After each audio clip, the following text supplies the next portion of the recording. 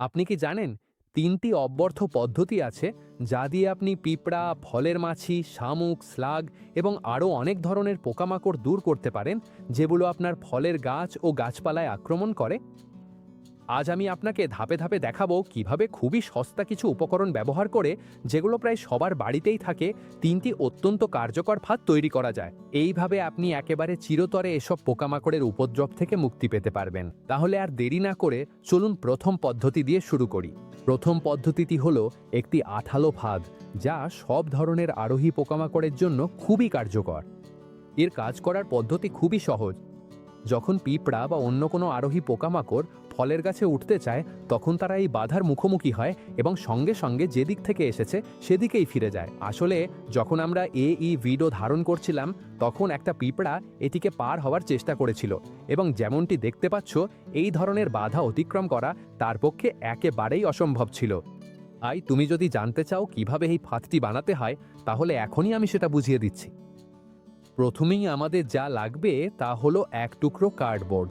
এই ক্ষেত্রে যেহেতু এটি একটি তরুণ গাছ এবং গাছের গুঁড়ি খুব বেশি মোটা নয়, তাই ছোট একটা টুকরোই যথেষ্ট হবে।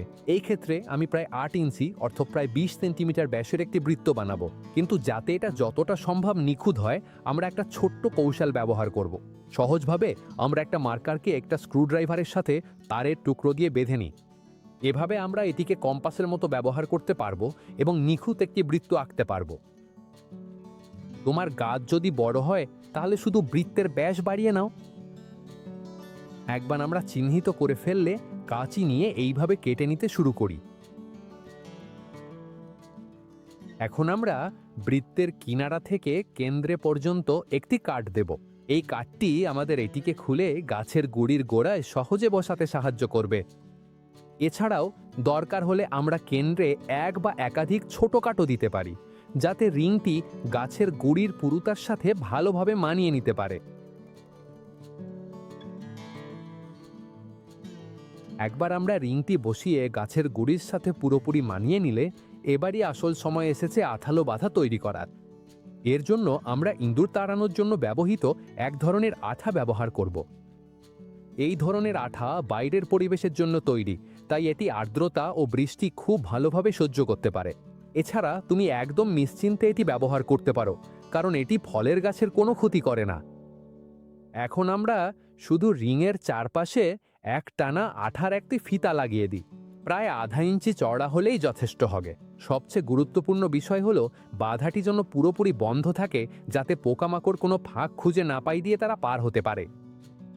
রক্ষণাবেক্ষণও খুবই সহজ। মাঝে মাঝে দেখে নেওয়া ভালো যে বাধাটি এখনও পরিষ্কার আছে কিনা। সময়ের সাথে সাথে এতে ধুলো, পাতা বা অন্য কোনো উপাদান জমে যেতে পারে, যা শেষ পর্যন্ত সেতুর মতো কাজ করে এবং পোকামাকড়দের বাধা পার হতে সাহায্য করতে পারে। এমন হলে আমরা শুধু ওই ময়লা সরিয়ে ফেলি এবং ফাঁদটি আবার স্বাভাবিকভাবে কাজ করবে। এছাড়াও রিংয়ের চারপাশে যেন আগাছা না বাড়ে সেটাও খেয়াল রাখা জরুরি, কারণ এগুলো পিঁপড়েদের জন্য সেতুর মতো কাজ করতে পারে, যাতে তারা আঠালো বাধা ছাড়াই গাছে উঠতে পারে। যদি কোনোটা দেখো, তাহলে শুধু সেটা সরিয়ে ফেলো। ব্যাস হয়ে গেল। এখন থেকে যখন পিঁপড়ে বা অন্য কোনো আরোহী পোকামাকড় আমাদের ফল গাছে উঠতে চাইবে, তারাই বাধার মুখোমুখি হবে এবং গাছে পৌঁছানোর কোনো সুযোগ পাবে না।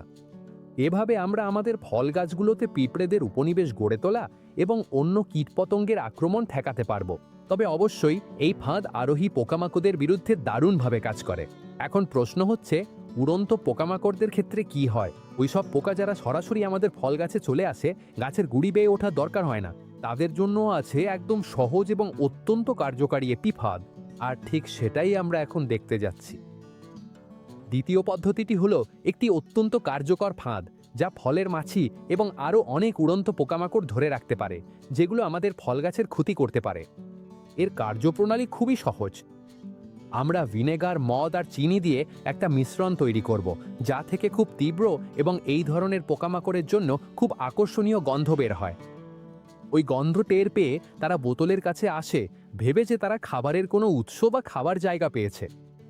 একবার তারা ছোট ছোট ছিদ্র দিয়ে ভেতরে ঢুকে পড়লে বের হওয়ার রাস্তা খুঁজে পাওয়া তাদের জন্য খুব কঠিন হয়ে যায় এবং শেষ পর্যন্ত তারা ভেতরেই আটকে পড়ে।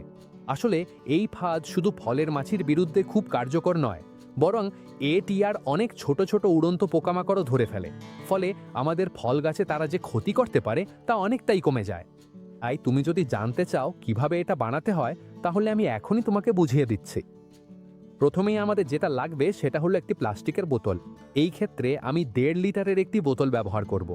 যদিও তুমি চাইলে 1/4 গ্যালন বা কাছাকাছি আকারের অন্য কোনো বোতলও ব্যবহার করতে পারো। প্রথমে আমরা বোতলের প্রায় 1/4 অংশ ভিনেগার দিয়ে ভরব এবং তার মধ্যে 1 টেবিল চামচ চিনি যোগ করব।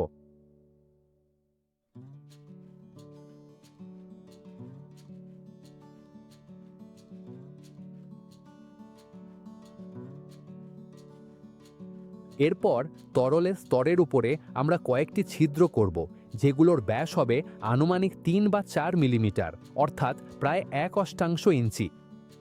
এটা গুরুত্বপূর্ণ যে ছিদ্রগুলো খুব বেশি বড় না হয়, কারণ আমাদের লক্ষ্য হচ্ছে ছোট ছোট পোকামাছি যেমন ফলের মাছি এবং অনুরূপ উড়ন্ত পোকামাকড়দের প্রবেশ সহজ করা।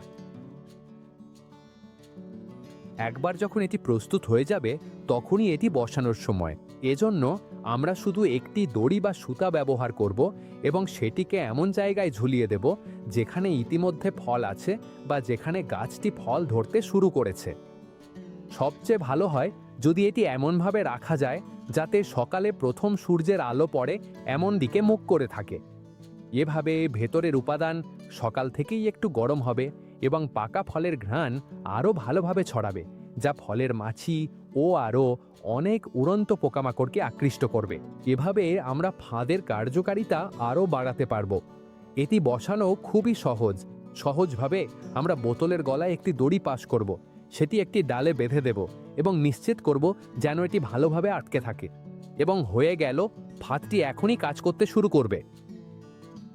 কয়েকদিন পরেই আমরা দেখতে পাবো কিভাবে ভেতরে পোকামাকড় আসতে শুরু করেছে।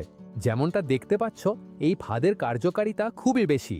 এছাড়াও এত ছোট ছিদ্র করার ফলে আমরা অনেকটাই এড়াতে পারি যাতে মৌমাছি বা অন্যান্য বড় আকারের পরাগবাহী পোকামাকড় ফাঁদে না পড়ে। মূলত ফলের মাছি এবং অনুরূপ উড়ন্ত পোকামাকড়ই ধরা পড়ে।